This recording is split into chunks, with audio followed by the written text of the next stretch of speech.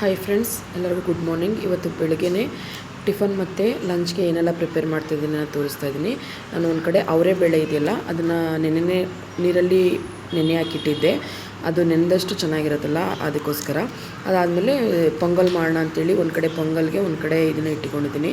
ಮತ್ತು ಇದನ್ನು ಬಂದ್ಬಿಟ್ಟು ಇದಕ್ಕೆ ಬೇಕಾಗಿರೋಂಥ ಎಲ್ಲನೂ ಕಟ್ ಮಾಡಿ ನಾನು ಎಲ್ಲನೂ ಎತ್ತಿಟ್ಕೊತಾ ಇದ್ದೀನಿ. ಅದಲ್ಲದೆ ಒಂದು ಕಡೆ ಅದು ಬಾಯ್ಲ್ ಆಗ್ತಾ ಇದೆಯಲ್ಲ, ಅದು ವಿಸಲ್ ಬರ್ತಾನೇ ಇದೆ. ಪೊಂಗಲ್ಗೊಂದು ಕುಕ್ಕರು ಮತ್ತು ಸಾಂಬಾರ್ಗೊಂದು ಕುಕ್ಕರ್ ಇಟ್ಟಿರ್ತೀನಿ. ಅದಾದಮೇಲೆ ಇವಾಗ ನೋಡಿ, ಇದು ಸಣ್ಣ ಕರ್ಮೀನ್ ಅಂತ ಬರುತ್ತಲ್ಲ, ನಿಮಗೆ ಗೊತ್ತಾಗುತ್ತೆ ಅನಿಸುತ್ತೆ. ಕೆಲವ್ರಿಗೆ ಗೊತ್ತಿರುತ್ತೆ, ಕೆಲವ್ರಿಗೆ ಗೊತ್ತಿರಲ್ಲ. ಸೊ ಇದು ಒಂದು ಡ್ರೈ ಫಿಶ್ಶು. ಈ ಒಂದು ಸಾಂಬಾರ್ಗೆ ಹಾಕಿದ್ರೆ ತುಂಬ ಚೆನ್ನಾಗಿ ಬರುತ್ತೆ ಟೇಸ್ಟು. ಹಂಗಾಗಿ ನಾನು ಇದನ್ನು ಮಾಡ್ತಾಯಿದ್ದೀನಿ. ಸೊ ಇದನ್ನು ಕೂಡ ನಾನು ಯಾವಾಗಲಾದ್ರು ಅಪರೂಪಕ್ಕೆ ಮಾಡ್ತಾಯಿರ್ತೀನಿ ಹೀಗೆ. ಸೊ ಇದಕ್ಕೆ ಬೇಕಾಗಿರೋದನ್ನೆಲ್ಲ ರೆಡಿ ಮಾಡಿಕೊಂಡು ನಾನು ಸಪ್ರೇಟಾಗಿ ಇಟ್ಕೊಂಡಿದ್ದೀನಿ. ಸೊ ಇವಾಗ 2 ವಿಸಲ್ ತೆಗ್ದಿದ್ದಾಯಿತು. ಸೊ ಇವಾಗ 2 ಬಾಣಲೆನೂ ಒಂದು ಸೈಡ್ಗೆ ಇಟ್ಬಿಟ್ಟು ನಾನು ಇವಾಗ ಎರಡನ್ನೂ ಒಂದೇ ಸಲ ಪ್ರಿಪ್ರೇಷನ್ ಮಾಡ್ಕೊತಾ ಇದ್ದೀನಿ. ಮೊದಲಿಗೆ 2ಕ್ಕೂ ಎಣ್ಣೆ ಹಾಕಿ, ಸಾಸಿವೆ ಇದೆಲ್ಲ ಹಾಕಿ, ಟರ್ಮರಿಕ್ ಪೌಡರ್ ಇರ್ಬೋದು, ಜೀರಿಗೆ ಇರ್ಬೋದು, ಇದನ್ನೆಲ್ಲ ಹಾಕ್ಕೊತಾ ಇದ್ದೀನಿ. ಮತ್ತು ಈರುಳ್ಳಿ, ಟೊಮೊಟೊ ಎಲ್ಲ ಕಟ್ ಮಾಡಿ ಇಟ್ಕೊಂಡಿದ್ದೀನಿ ಆಲ್ರೆಡಿ ನಾನು. ಮತ್ತು ಇದಕ್ಕೆ ಮೆಣಸಿನ್ಕಾಯಿ, ಅಂದರೆ ನಮಗೆ ಕಟ್ ಮಾಡ್ಕೊಂಡಿರ್ತಿದ್ದೆಲ್ಲ ಪೊಂಗಲ್ಗೆ ಬಂದ್ಬಿಟ್ಟು ಮೆಣಸಿನ್ಕಾಯಿ ಹಾಕಿದ್ರೆ ಟೇಸ್ಟ್ ಬರುತ್ತಲ್ಲ. ಒಂದೊಂದು ಸಲ ನಾನು ಅದರೊಳಗಡೆ ಹಾಕಿ ಬಾಯ್ಲ್ ಮಾಡ್ಕೊಂಡ್ಬಿಡ್ತೀನಿ ಪೊಂಗಲ್ಗೆ. ಒಂದೊಂದು ಸಲ ಏನು ಮಾಡ್ತೀನಿ ನಾನು, ಈ ಥರ ಟೈಮ್ ಇದೆ ಅಂತಂದರೆ ಸ್ವಲ್ಪ ಈ ಥರ ಒಗ್ಗರಣೆ ಹಾಕುವಾಗ ಅದನ್ನು ಹಾಕ್ಕೊತೀನಿ. ಸೊ ಹಾಗಾಗಿ ಇದಕ್ಕೂ ಕೂಡ ಸೇಮ್ ಮೆಥಡ್ ಅಲ್ವಾ ಸ್ವಲ್ಪ, ಹಾಗಾಗಿ ಒಗ್ಗರಣೆ ಮಾಡ್ಕೊತಾ ಇದ್ದೀನಿ ಇದಕ್ಕೆ ಸಾಂಬಾರಿಗೆ.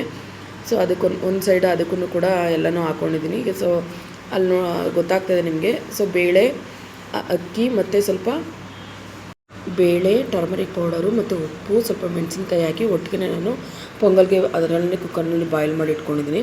ಈಗ ಈ ಕಡೆ ಸಪ್ರೇಟಾಗಿ ಒಂದು ಕಡೆ ನಾನು ಸೀಗಡಿ ಇದೆಯಲ್ಲ, ಅದನ್ನು ವಾಶ್ ಮಾಡಿ ಒಂದು ಸ್ವಲ್ಪ ಈಗ ಒಗ್ಗರಣೆಗೆ ಅದನ್ನು ಹಾಕ್ಕೊತಾ ಇದ್ದೀನಿ. ಸ್ವಲ್ಪ ರೋಸ್ಟ್ ಆದರೆ ಸಾಕು, ತುಂಬ ಹೊತ್ತೇನು ಬೇಕಾಗಲ್ಲ ಅದು ಬಾಯ್ಲ್ ಆಗಲಿಕ್ಕೆ. ಹಂಗಾಗಿ ಅದಲ್ಲದೆ ಈಗ ಶುಂಠಿ ಬೆಳ್ಳುಳ್ಳಿ ಪೇಸ್ಟ್ ಹಾಕಿ ಅದಕ್ಕೂ ಪೊಂಗಲ್ಗೆ ಇವಾಗ ಲಾಸ್ಟಾಗಿ ನಾನು ಇನ್ನು ಬೇರೆ ಏನೂ ಬೇಕಾಗಿಲ್ಲ. ಅದಕ್ಕೆ ಲಾಸ್ಟಲ್ಲಿ ಸ್ವಲ್ಪ ಸಾಲ್ಟ್ ಕಡಿಮೆ ಇದ್ದರೆ ಸಾಲ್ಟ್ ಹಾಕ್ಕೊಂಡು, ಅದಾದಮೇಲೆ ಕೊತ್ತಂಬರಿ ಸೊಪ್ಪು ಹಾಕಿ, ಸ್ವಲ್ಪ ಗೀ ಬೇಕು ಅಂದರೆ ಗೀನ ಆ್ಯಡ್ ಮಾಡ್ಕೊತೀನಿ ಅಷ್ಟೇ ಪೊಂಗಲ್ಗೆ. ಸೊ ಟಿಫನ್ ರೆಡಿ ಆಯಿತು ಇವಾಗ. ಸೊ ಈಗ ಇನ್ನೊಂದು ಬಾಣಲಿನಲ್ಲಿ ನಾನು ಇವಾಗ ಶುಂಠಿ ಬೆಳ್ಳುಳ್ಳಿ ಪೇಸ್ಟ್ ಹಾಕಿ ಇನ್ನೊಂದು ಸ್ವಲ್ಪ ಅದನ್ನು ಬಾಯ್ಲ್ ಆಗಲಿಕ್ಕೆ ಬಿಟ್ಟಿದ್ದೀನಿ. ಏಕೆಂತಂದರೆ ನಮಗೆ ಎಷ್ಟು ಅದು ಕುದೀತಾ ಏನು ಆಗುತ್ತೆ, ಕರ್ಮೀನ್ ಇದೆಯಲ್ಲ, ಕರ್ಮೀನ ಸೀಗಡಿ.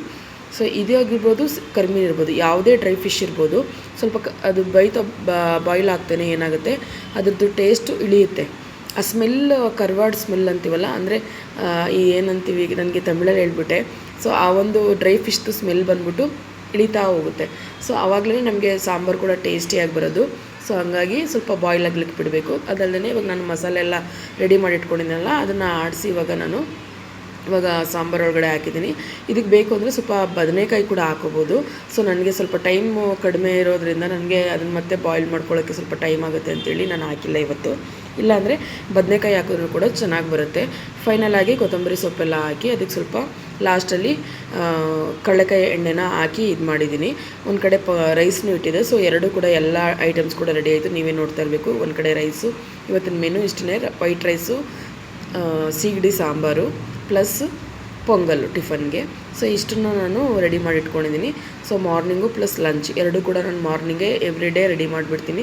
ಸೊ ಸೇಮ್ ಮೆಥಡ್ ಇವತ್ತು ಕೂಡ ಒಂದು ಡಿಫ್ರೆಂಟ್ ಆಗಿರೋವಂಥ ಒಂದು ರೆಸಿಪಿನ ನಾನು ಮಾಡಿದ್ದೀನಿ. ನಾನು ಅವ್ರ ಬಾಕ್ಸ್ಗೆಲ್ಲ ರೆಡಿ ಮಾಡಿ ಅವ್ರಿಗೂ ಹಾಕ್ಕೊಟ್ಟಿದ್ದೀನಿ. ಅವರು ಒಂದು ಕಡೆ ತಿಂತಾಯಿದ್ದಾರೆ. ಸೊ ಅದೇ ಸೇಮ್ ಟೈಮ್ ನಾನು ಈ ಕಡೆ ಅವ್ರಿಗೆ ರೆಡಿ ಮಾಡ್ತಾ ಇರ್ತೀನಿ ಬಾಕ್ಸ್ನ. ಸೊ ಮಕ್ಕಳು ಒಂದು ಕಡೆ ಎದ್ದಿರ್ತಾರಲ್ಲ, ಸೊ ಎಲ್ಲ ಕಡೆನೂ ಗಮನಿಸಬೇಕು. ದಡ ಬುಡ ಅಂತ ಮಾಡ್ತಾ ಇರ್ತೀನಿ ಬೆಳಗ್ಗೆ. ಏನೂ ಡಿಸ್ಟರ್ಬ್ ಇಲ್ಲ ಅಂತಂದರೆ ಮಾಡ್ತಾ ಇರ್ತೀನಿ ಅಷ್ಟೇ. ಸ್ವಲ್ಪ ಡಿಸ್ಟರ್ಬೆನ್ಸ್ ಆಗಿಬಿಟ್ರು ತಲೆ ಒಂಥರ ಸ್ಟ್ರೆಸ್ಫುಲ್ ಆಗಿಬಿಡುತ್ತೆ, ಸ್ವಲ್ಪ ಲೇಟ್ ಆಗಿಬಿಟ್ರು. ಸೊ ನನ್ನ ಮಗಳು ಕೂಡ ಆಲ್ರೆಡಿ ಎದ್ದು ಬಂದಿದ್ದಾಳೆ ಅವ್ರ ಅಪ್ಪನಿಗೆ ಬಾಕ್ಸ್ ತೊಗೊಂಡು ಹೋಗ್ಲಿಕ್ಕೆ. ಆಸ್ ಯೂಶುವಲ್ ಅವಳು ಒಂದು ವಾರದಲ್ಲೇ ಒಂದು 2-3 ದಿನನಾದರೂ ಈ ಥರ ಮಾಡ್ತಾ ಇರ್ತಾಳೆ. ಅಂದರೆ ಮಕ್ಕಳು ಮೂಡ್ ಹೆಂಗಿರುತ್ತೋ ಆ ಥರ ಅಷ್ಟೇ. ಅವರಪ್ಪ ಎಲ್ಲ ರೆಡಿಯಾಗಿ ಹೊರಗಡೆ ನಿಂತಿದ್ರು. ಸೊ ನಾನು ಸ್ವಲ್ಪ ಟೈಮ್ ಆಗಿಬಿಡ್ತು, ಹಂಗಾಗಿ ಕೊಟ್ಟು ಕಳಿಸಿದ್ದೀನಿ. ಸೊ ಅವಳು ಕೂಡ ಕೊಟ್ಬಿಟ್ಟು ಇವಾಗ ಒಂದು ಕಡೆ ಚೇರ್ನಲ್ಲಿ ಕೂತ್ಕೊಂಡ್ಬಿಡ್ತಾಳೆ ಅವಳು. ಆದಮೇಲೆ ನನ್ನ ಮಗನೂ ರೆಡಿ ಮಾಡಬೇಕಲ್ಲ, ಅವನು ಸ್ವಲ್ಪ ಒಂದು 5 ನಿಮಿಷ ಬಿಡ್ತೀನಿ ಅಂತ ಹೇಳ್ದೆ. ಸೊ ಹಂಗಾಗಿ ನಾನು ಸ್ವಲ್ಪ ಪಾತ್ರೆ ಎಲ್ಲ ತೊಳೆದಿಟ್ಬಿಡೋಣ ಅಂತೇಳಿ. ನನಗೆ ಯಾವಾಗಲೂ ಸ್ವಲ್ಪ ಮನೆ ಕ್ಲೀನ್ ಆಗಿಬಿಟ್ಟಿದ್ರೆ ನನಗೆ ನೆಮ್ಮದಿ. ನನಗೆ ಆವಾಗವಾಗ ಅಲ್ಲಲ್ಲೇ ಮಾಡ್ಕೊಂಡು ಬಿಡ್ತೀನಿ. ಆಮೇಲೆ ಮಾಡ್ತೀನಿ ಅನ್ನೋ ಕೆಲಸಗಳ್ನ ನಾನು ಮಾಡ್ಕೊಳಕ್ಕೆ ಹೋಗಲ್ಲ ನಾರ್ಮಲಾಗಿ, ಯಾವಾಗಾದ್ರೂ ತುಂಬ ಅಪರೂಪ ಅಷ್ಟೇ. ಸೊ ಹಾಗಾಗಿ ಅಲ್ಲೇ ಎಲ್ಲ ವಾಶ್ ಮಾಡಿ ಇಟ್ಬಿಡ್ತೀನಿ. ಎಷ್ಟು ತುಂಬಾ ಎಲ್ಲ ಅಂದರೆ ಅಲ್ಲಿ ಕೆಲಸ ಅಲ್ಲೇ ಮಾಡಬೇಕು ಅನ್ನೋದು ಒಂದು ಮೆಂಟಾಲಿಟಿ ಅಷ್ಟೇ ನನ್ನ ಮುಂಚೆಯಿಂದನೂ. ಅದಲ್ಲದೆ ಇದರಲ್ಲಿ ಈ ಒಂದು ಟಿಫನ್ ಕ್ಯಾರಿಯರ್ ನೋಡ್ತಿದ್ರಲ್ಲ ಸಣ್ಣದಾಗಿ ಉದ್ದಕ್ಕಿರುತ್ತೆ, ತುಂಬ ಚೆನ್ನಾಗಿರುತ್ತೆ. ಫ್ರಿಜ್ಜಲ್ಲೆಲ್ಲ ಏನಾದರೂ ನಾವು ಸ್ಟೋರ್ ಮಾಡ್ಕೊಳ್ಳಿಕ್ಕೆಲ್ಲ ಯಾವ್ದಾರು ಐಟಮ್ಗಳನ್ನೆಲ್ಲ ಅಂದರೆ ಕಡಿಮೆ ಕ್ವಾಂಟಿಟಿ ಇಡಿಸಿದ್ರೂ ಕೂಡ ಲೆಂತಿ ಇರುತ್ತೆ. ಸೊ ಹಂಗಾಗಿ ಅದೇನಾಗುತ್ತೆ ಅಂತಂದರೆ ಫ್ರಿಜ್ಜಲ್ಲಿ ಒಳಗಡೆ ಸ್ಟೋರ್ ಮಾಡಲಿಕ್ಕೂ ಕೂಡ ಚೆನ್ನಾಗಿರುತ್ತೆ. ಹಂಗಾಗಿ ನಾನು ಅದನ್ನು ನಮ್ಮ ಅಕ್ಕ ಕೈಲಿ ಮಲೆ ಮಹದೇಶ್ವರ ಬೆಟ್ಟಕ್ಕೆ ಒಂದು ಸಲ ಹೋಗಿದಾಗ ತೆಗೆಸ್ಕೊಂಡಿದ್ದೆ. ಹಂಗಾಗಿ ಅದನ್ನು ಯೂಸ್ ಮಾಡ್ಕೊತೀನಿ ನಾನು. ಇದರ ಸೀಗಡಿಗಳು, ಕರ್ಮೀನುಗಳು ಅವೆಲ್ಲ ಸ್ಟೋರ್ ಮಾಡಿ ಇಡ್ತಾ ಇರ್ತೀನಿ. ಏನಾದರೂ ಸಣ್ಣ ಪುಟ್ಟ ಐಟಮ್ಸ್ ಇದ್ದರೆ ಅದರೊಳಗಡೆ ಹಾಕಿ ಸ್ಟೋರ್ ಮಾಡಿಟ್ರೆ ಎಷ್ಟು ದಿನ ಆದ್ರೂ ಏನೂ ಹಾಳಾಗಲ್ಲ. ನೆಕ್ಸ್ಟ್ ಇವಾಗ ಮಕ್ಕಳೆಲ್ಲ ಸ್ಕೂಲಿಂದ ಹೋಗಿ ಮುಗಿಸ್ಕೊಂಡು ಬಂದ ಮಧ್ಯಾಹ್ನನೇ ಅವನು.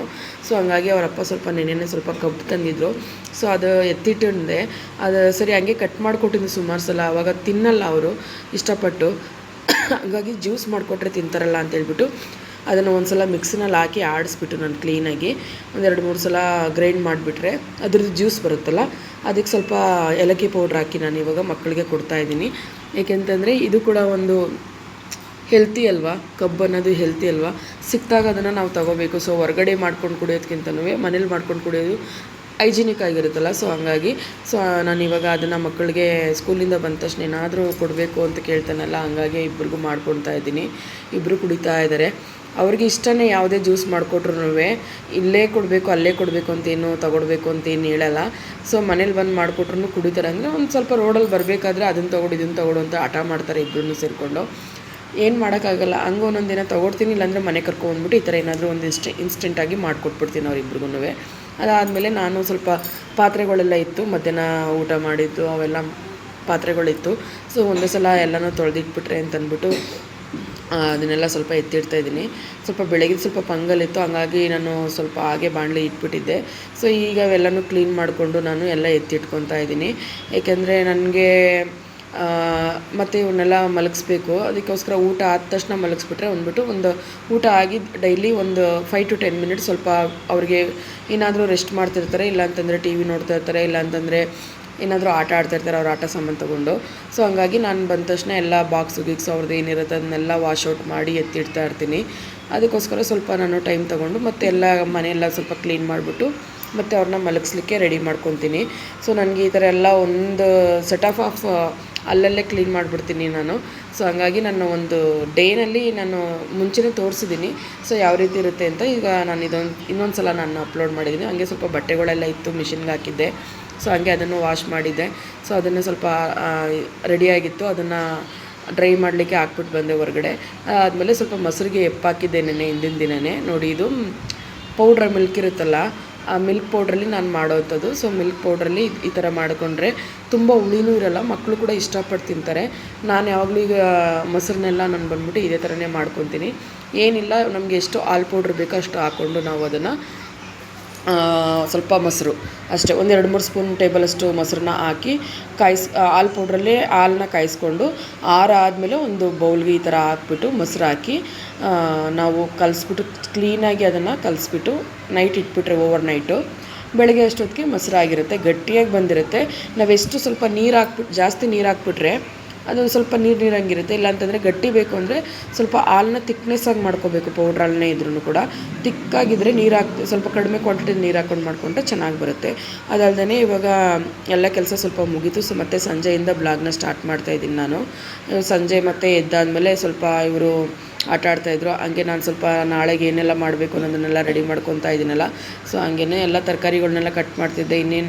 ಇನ್ನು ಒಳಗಡೆ ಕೂತ್ಕೊಂಡ್ರೆ ಒಳಗಡೆನೇ ಒಂದೊಂದ್ಸಲ ಕಟ್ ಮಾಡ್ಕೊಂಡು ಬಿಡ್ತೀನಿ ಟೈಮ್ ಇದ್ದರೆ. ನಾನು ಇವರೇನೋ ಒಂದು ಅಳ್ತಾ ಇರ್ತಾರೆ, ಕಿತಾಪತಿ ಮಾಡಿಕೊಂಡು ಜಗಳ ಆಡ್ತಾರಲ್ಲ ಅಂತ ಅಂದ್ಬಿಟ್ಟು ಈ ಥರ ಹೊರಗಡೆ ಬಂದು ಸ್ವಲ್ಪ ಹೊತ್ತು ಅವ್ರ ಜೊತೆನೂ ಟೈಮ್ ಸ್ಪೆಂಡ್ ಮಾಡ್ದಂಗೆ ಆಗುತ್ತೆ ಅಂತ ಅಂದ್ಕೊಂಡು ಅವರು ಮಾಡ್ತಾರೆ ಕೆಲಸನ. ಹಂಗಾಗಿ ಅವರೂ ಸ್ವಲ್ಪ ಹಂಗೆ ಹಿಂಗೂ ಮಾಡಿಕೊಂಡು ಮಾಡ್ತಾಯಿದ್ದೀವಿ, ಇಬ್ಬರು 3 ಜನನೂ ಸೇರಿಕೊಂಡು. ಅದರಲ್ಲೂ ಏನೇನೋ ಒಂದು ತಲಾಟೆಗಳು ಇರುತ್ತಲ್ಲ ಮಕ್ಕಳು ಅಂತಂದಮೇಲೆ ಅದನ್ನೆಲ್ಲ ಮಾಡ್ತಾ ಕೂತ್ಕೊಂಡಿದ್ದಾರೆ. ಸೊ ಅದಾದಮೇಲೆ ಅವರೂ ಕೂಡ ಸ್ವಲ್ಪ ಒಂದು 10 to 15 ಮಿನಿಟ್ಸ್ ಆದಮೇಲೆ ಮತ್ತೆ ಇನ್ನೊಂದು ಕಡೆ ಕಾನ್ಸಂಟ್ರೇಟ್ ಹೊಟ್ಟೋಗ್ಬಿಡುತ್ತೆ ಅವರಿಗೆ. ಸೊ ಹಂಗಾಗಿ ಮತ್ತೆ ಇದೆಲ್ಲ ಮುಗಿಸ್ಕೊಂಡು ನಾನು ಸ್ವಲ್ಪ ಒಳಗಡೆ ಕೆಲಸ ಇತ್ತು ಅಂತ ನಾನು ಹೊರಟುಬಿಟ್ಟೆ. ಆಮೇಲೆ ಅವ್ರು ಸ್ವಲ್ಪ ಓದ್ಕೊತೀನಿ ಅಂತೇಳಿ ಇಬ್ಬರೂ ಸೇರಿಕೊಂಡು ಏನೋ ಒಂದು ಮಾಡ್ತಾಯಿದ್ದಾರೆ. ನಾನು ಎಲ್ಲ ಓದಿಸಿದೆಲ್ಲ ಮುಗಿಸಿಬಿಟ್ಟೇ ಹೋಗಿರ್ತೀನಿ. ಅದೆಲ್ಲ ಸ್ವಲ್ಪ ರೆಕಾರ್ಡಿಂಗ್ ಮಾಡಿಟ್ಟಿರಲ್ಲ ನಾನು. ಓದಬೇಕಾದ್ರೆ ಸ್ವಲ್ಪ ನನಗೆ ಮಾಡ್ಕೊಳಕ್ಕೆ ಟೈಮ್ ಸಿಗ್ತಾಯಿಲ್ಲ ನನಗೆ. ಹಂಗಾಗಿ ಇಬ್ಬರೂ ಸೇರಿಕೊಂಡು ಏನೋ ಒಂದು ಮಾಡ್ತಾಯಿದ್ದಾರೆ ಕೂತ್ಕೊಂಡು. ಇನ್ನು ಊಟ ಎಲ್ಲ ಮುಗಿದಾದ್ಮೇಲೆ ಅವರಪ್ಪ ಬರೋವ್ರಿಗೂ ಏನೋ ಹಿಂಗೆ ಎವ್ರಿ ಡೇ ನನ್ನ ರೊಟೀನ್ ಲೈಫ್ ಹೋಗ್ತಾ ಇರುತ್ತೆ.